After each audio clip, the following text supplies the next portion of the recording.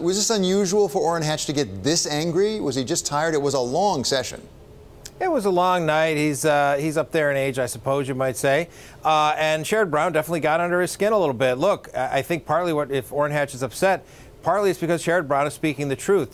This tax plan is actually quite unpopular out there in America. People have figured out most of the benefits, dollar-wise, go to the wealthiest Americans, and a little bit less goes to middle-class Americans. So Orrin Hatch, the chairman of the Senate Finance Committee, can kind of pound his fist there, but I think he's just facing up to some uncomfortable truths that are going to hang over this plan as they try to get it through the full Senate and then eventually try to reconcile it with the House plan.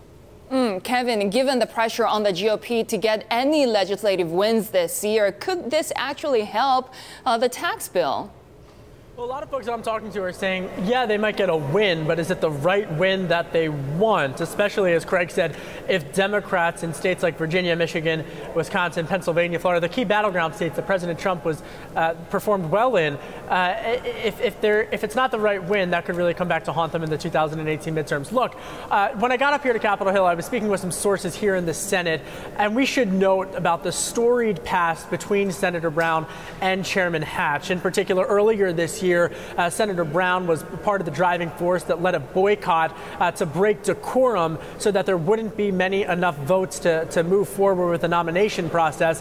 And they've had a back and forth, to say the least, and that clearly bubbled over last night before the Senate Finance Committee ultimately moved this bill out of committee, sending it to the Senate floor for a vote likely the week after Thanksgiving.